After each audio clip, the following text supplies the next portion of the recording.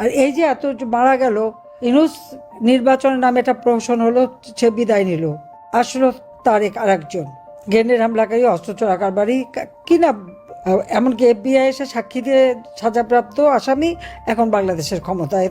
সে ক্ষমতা আসার পরে তো একটা হিসাব নেবে। তো একটা মানুষ যখন দায়িত্ব নেয়, যখন সে প্রাইম মিনিস্টার হয়, হ্যাঁ একটা দলের প্রার্থী বা ভোট দেওয়া হবে, ওটা ঠিক আছে, কিন্তু যখন হয়ে যায় তখন সকল দেশের সকল জনগণের জন্যই হয়।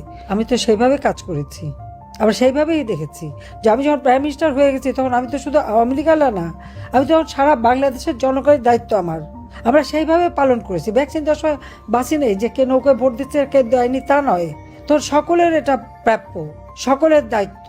একটা প্রাইম মিনিস্টার হিসেবে আমরা যে সুযোগ সুবিধা পাই এটা জনগণের অর্থ দিয়ে পাই।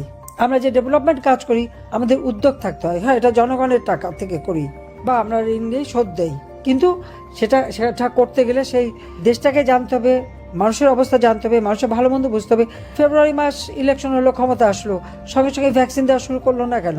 মানে বাদ সন্তানের জন্য হাজারি করছে।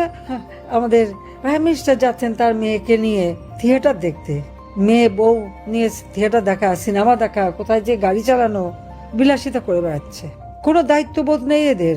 দেশের মানুষের জন্য ক্ষমতা ভোগ করার আর অর্থ বাড়ানোর। ওই ইউনূসও বাটবার ওইটাই করে গেছে যে 16 রকমের সুযোগ সুবিধা নিয়ে ব্যবসা বাণিজ্য সেগুলি বাগায় নিয়ে সে বসে আছে। আমার কথা, আমি বাজেটে যে 41,000 কোটি টাকা রেখে আসলাম, সে টাকা গেল কোথায়?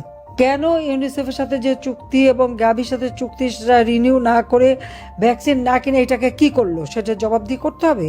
এবং সমস্ত শিশু মৃত্যুর জন্য দায়ী ইউনূস, তার ওই স্বাস্থ্য বিষয়ক উপদেষ্টা এবং তারেক নিজে। এদের বিরুদ্ধে ব্যবস্থা অবশ্যই নিতে হবে। হ্যাঁ আইনের শাসন নাই, কিন্তু শেষ জায়গা তো আমাদের সেখানেই। মামলা করতে দেবে না, কোনো অন্যায় করলে কাউকে কিচ্ছু করতে দেবে না।